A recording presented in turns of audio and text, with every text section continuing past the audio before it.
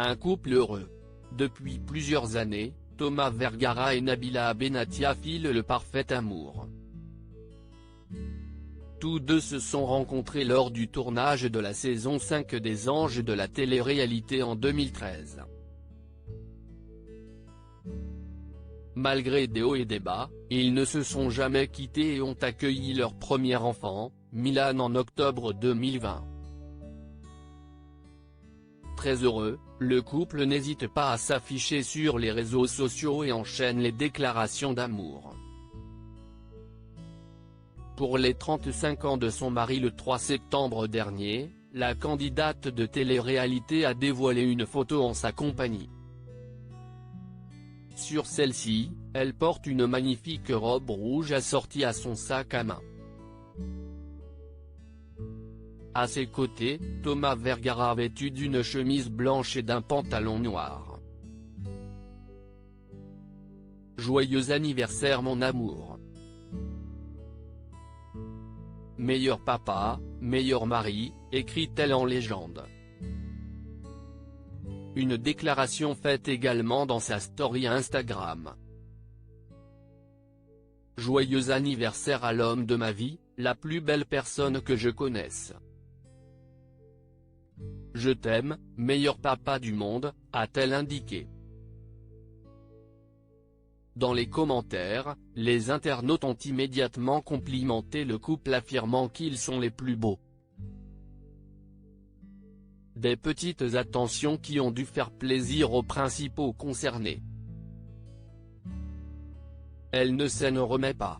Le 7 juillet dernier, Thomas Vergara et Nabila Benatia se sont dit oui au château de Chantilly. Une journée exceptionnelle qui a rapidement tourné au drame.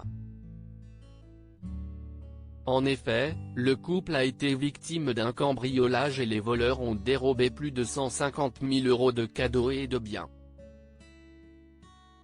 2 mois plus tard, la jeune femme a souhaité revenir sur cet événement et elle n'a pas hésité à affirmer qu'avec son mari, ils ont pris une décision radicale. Nous, on ne retournera jamais vivre en France, a-t-elle affirmé. La raison ? En tant que personnalité publique, on a un petit garçon à protéger. Mon fils passe avant tout le monde, si y estime mon rôle de mère de le protéger, précise-t-elle ensuite. Ce cambriolage, Nabila Benatia a beaucoup de mal à l'oublier.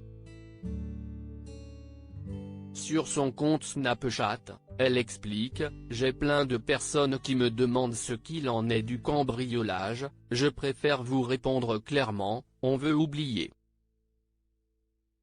Toutefois, la candidate ne se remet pas du fait que des personnes soient venues nous voler chez nous, avec notre petit garçon qui dormait à côté, la porte ouverte, vu que c'était des chambres communicantes, se souvient-elle. Très marquée, elle précise qu'elle aurait préféré être dans la pièce plutôt que mon fils, a-t-elle conclu. Nabila Benatia et Thomas Vergara cambriolés, où en est l'enquête ? Bien décidée à être transparente avec ses abonnés, Nabila Benatia a également évoqué l'avancée de l'enquête qui, selon elle, ne débouche sur rien. On laisse la police faire son travail, on respecte et on n'a pas à se mêler de leur boulot. Pour moi, la France reste un pays qui n'est pas sécurisé. Alors que de nombreux candidats sont partis s'installer à Dubaï, la jeune femme précise, tout le monde s'étonne qu'on s'en aille mais si vous ouvrez un peu les yeux, vous verrez qu'on s'est tous, sans exception, fait braquer, cambrioler, séquestrer ou menacer. Si est fatigant et ça n'arrive pas qu'aux gens connus, a-t-elle conclu.